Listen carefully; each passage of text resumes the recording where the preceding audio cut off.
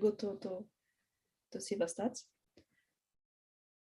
Okay, so we have a short demo going through how to run a Diversiview analysis when you are a Sharesight user and you have an account and you have some portfolios and you want to go and analyze that portfolio and maybe do some more, work around optimization and so on. So to start with, we looked again at those 20 stocks, most popular stocks, and we picked the top 10 and created the portfolio in Sharesight with those top 10 webinar demo, just to be able to go and run this from Diversiview. So if you just go to your account, you sign up and you log in, to your account, you see a dashboard where at the top you see the last two free analyses, we call them orders, and then you see a list of all historical analyses that you've done before, together with a name and date and some indicators which you will see soon. Click on the import from Sharesight, you will be asked to log in, and then you will get a list of your portfolios. In this case, free test ones for me, but choose one which you like and import. It will take a few seconds depending on the size of a portfolio, and then you can see it in an analysis page in a different tab. The page has four main sections about performance, health, diversification, and the sort of optimization tools at the end. The performance and benchmark shows the five most critical indicators, I would say: return, risk, Sharpe ratios, beta and alpha for the portfolio overall. You can click on one of those blue icons to read more, and you also have some notes about sort of explanatory a bit about alpha and beta, what they mean, those values. Portfolio position in relation to efficient frontier. Initially, you will see this message because it takes a couple of minutes to calculate. As I said, there are millions of calculations behind, and we'll get back to it soon. The composition in healthful allocation will show the composition of portfolio. In Sharesight, you don't have weights, but we calculate them as we import. Then you have this split by asset groups and market capitalization, where ETFs will be shown separately if you have ETFs. And then some notes about those graphs, again, showing why this is important for you to know kind of how they impact on your portfolio risk. In the diversification deep dive, you see the correlation rating, which we discussed earlier, with again some notes about your rating and explaining, how they are calculated. You see the number of strong positive correlations in your portfolio because, as I mentioned, that's the most important thing you want to assess and maybe get rid of if you want. Followed by this granular diversification diagram, which again I mentioned earlier, which is interactive. So you can click on the filters at the left and remove what you don't want to have in that picture and keep something you want to look. So as you see here, there are quite strong correlations between some ETFs, for example, Vanguard International Shares and 0.81 in correlation with beta shares 100 ETF, or between Vanguard Diversified High Growth and Vanguard International Shares. So you can, even in between ETFs, you can see there could be some strong correlations. So you need to think about if you have 2 or 3 ETFs in your portfolio, if they are strong correlated, it means they will go together up and down. So is this what you want? And again, it could be, let's say, high correlations between stocks like BHP and Vanguard ETF. So again, comes back to you looking at your diversification in more detail, just compared with just looking at the industry groups or geographies and so on. You need to see how your investments really move together or not. Next session is a bit of how to interpret, followed by a legend telling about the colors used, so you can make sense of the diagram. And the last section, which is kind of the biggest one, is the options for you to explore your current portfolio or to run a new one. Let's go back first to this efficient frontier refresh to see if it has been generated. So it has those orange points will show your efficient frontier, and the blue points show 5,000 of the positions we calculate. I mentioned there are millions of positions, but it's not feasible to show millions of dots in front end, in UI, and on the diagram. So we picked 5,000. And now here you see 4 options in this section. Analyze with preferred returns, where you can replace what we calculated as expected returns with what you think would be expected returns for those investments. The next one is balancing to minimum risk. So calculating that minimum variance portfolio, which we showed earlier, the red dot. And you can specify your weighting constraints. So you can say, well, I want to have minimum 2 or 3 or 5 in any investment, or maximum 20, 30, 40 in any investment. The next one is ability to balance and calculate the optimal portfolio position, the maximum possible return at minimum possible risk. And again, we have some weighting constraints. So whatever the calculation will do, it will consider these constraints.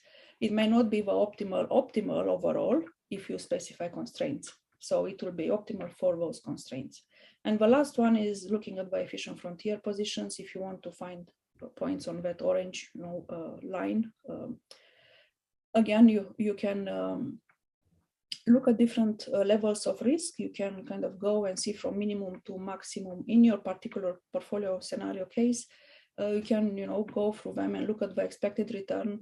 And once you are happy with the combination, you are happy with that level of risk taken for that level of expected return for that particular portfolio, you choose your constraints and run the analysis.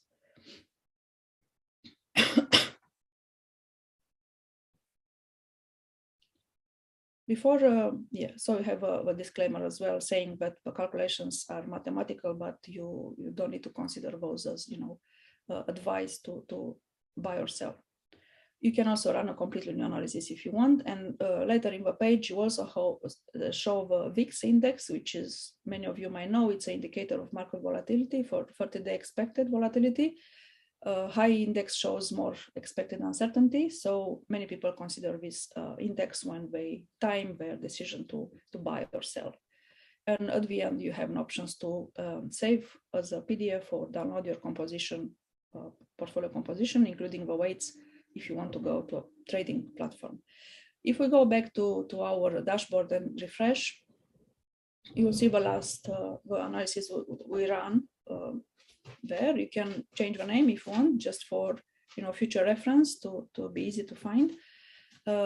You can see the date and number of securities and risk, return, beta, alpha for the portfolio. So here in the dashboard, it's easy to compare between them and see which one has what. If we click on view and we go, it will be same sections. You will now see the risk and return with efficient frontier. Let's see what we pick a point there, like around 40% return and 50% risk, and we want to find the weights for that particular position. Let's find it here on the range. It was about 50%, actually. Let's say 60% for 40% expected return. Yeah, so just that point, run, calculate. The analysis itself does not take long. It will be a few seconds. However, as mentioned before, the new efficient frontier, those are the risk and return values which you obtain, which we picked, the point we picked, and the efficient frontier will still take a couple of minutes to calculate. And these are the new composition, the asset allocation which you wanted to find out, which will give it that portfolio position on the efficient frontier that we picked. Rest is the same. Diversification, as you see, is the same as I mentioned earlier, is independent of allocation. You have the same securities in your portfolio. We haven't made any changes to them, so it's same diversification. Let's go back to the dashboard. If we refresh, you will see that this last analysis with the efficient frontier in the list. We can rename it as well, so it's easy to find.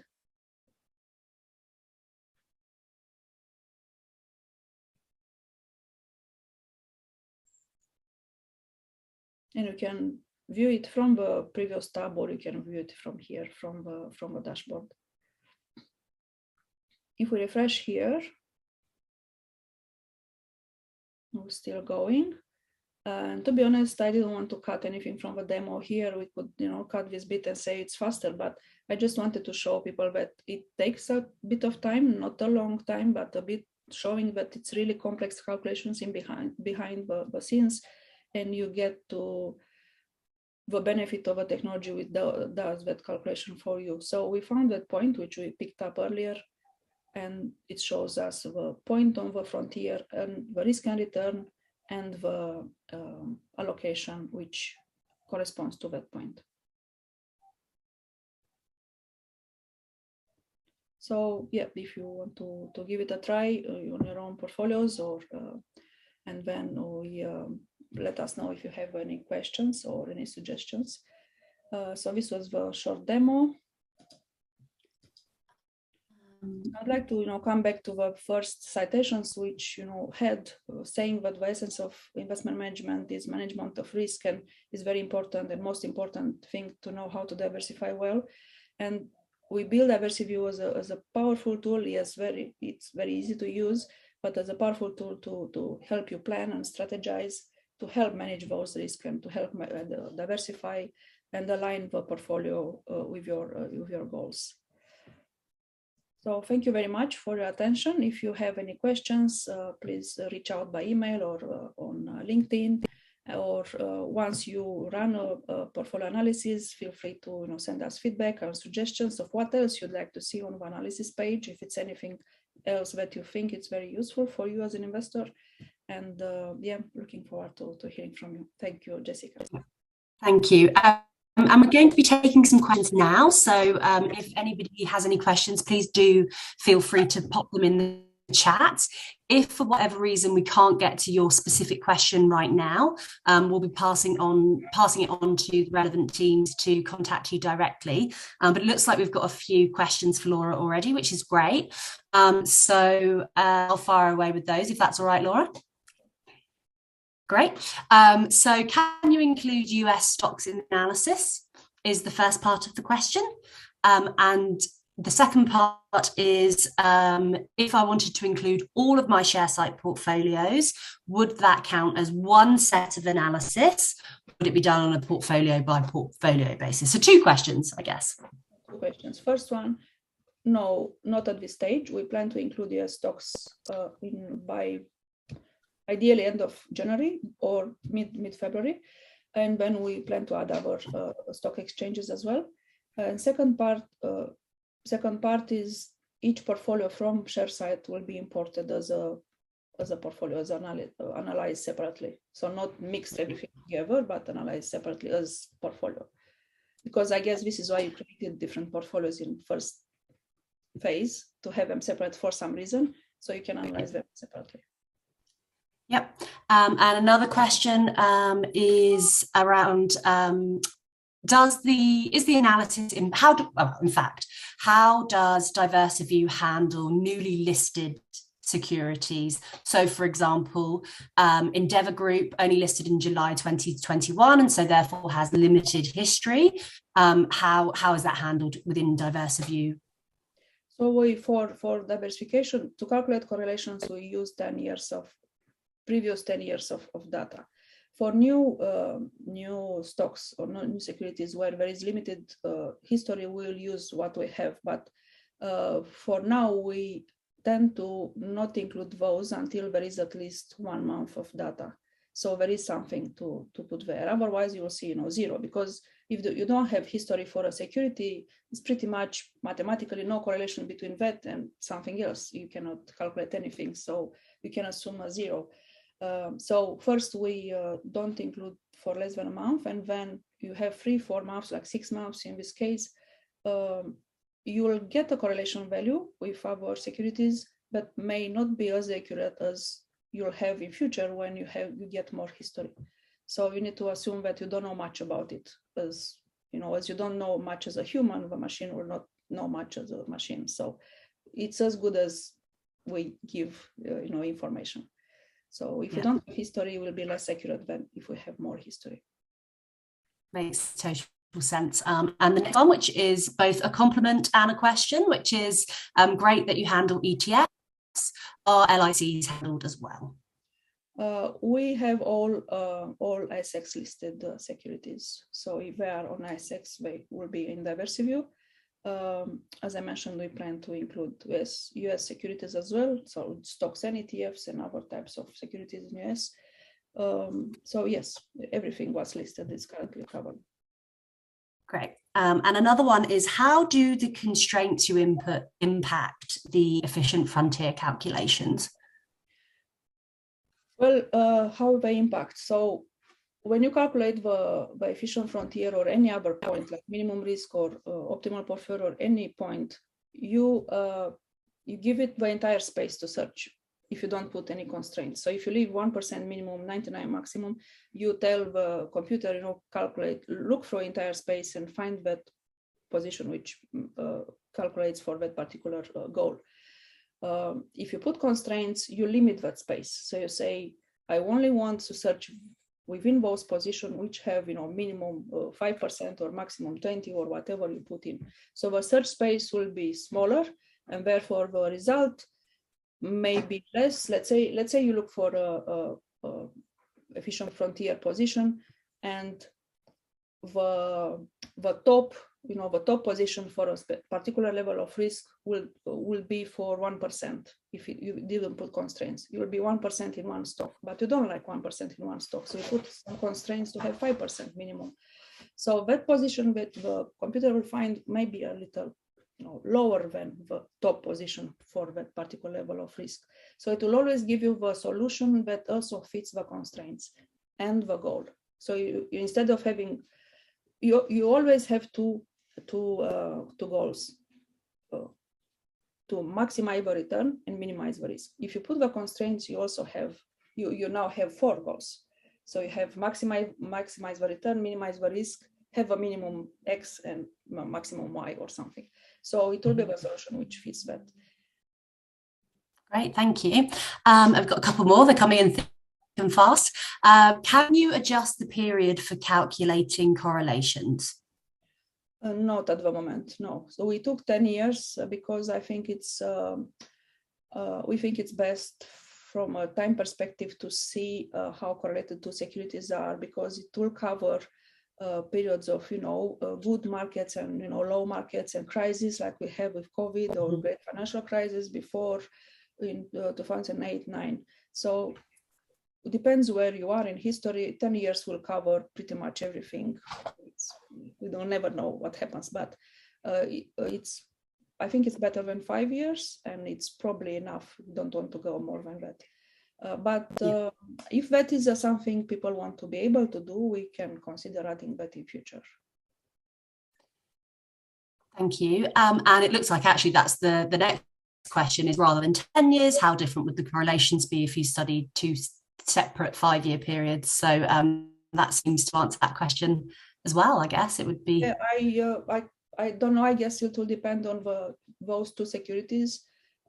If they had, pretty much same operations and same economic, context and business, everything will have been the same during those 5 years. Compared with those 5 years, let's say nothing happened in those 5 years. No major crisis, no major event, anything.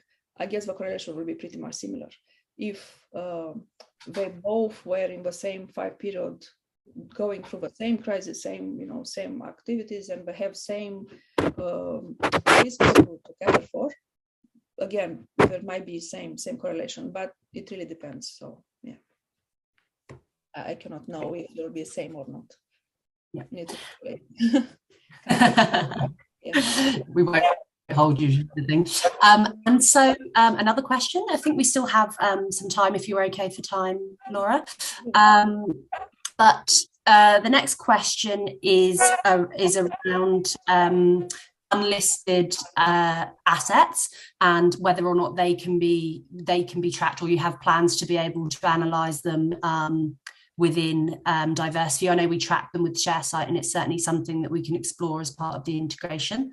But from a Diversiview perspective, are there any how would somebody incorporate unlisted assets, and can they at the moment?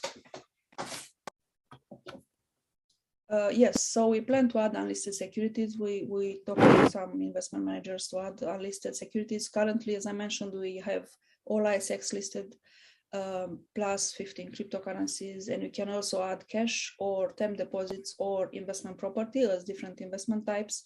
For those three, cash, term deposit, and investment property, you add your own, expectation of return. And we assume at this stage, we assume zero correlation with ISX listed. Might not be exactly zero, but at this point, this is what happens. For the unlisted ones, as we get information from the unlisted funds, we will calculate correlations with all ISX listed. So we'll have the same functionality as it is now for listed, but including unlisted. And how fast we move, it will really depend on how quickly we can get access to that data. But it is the plan.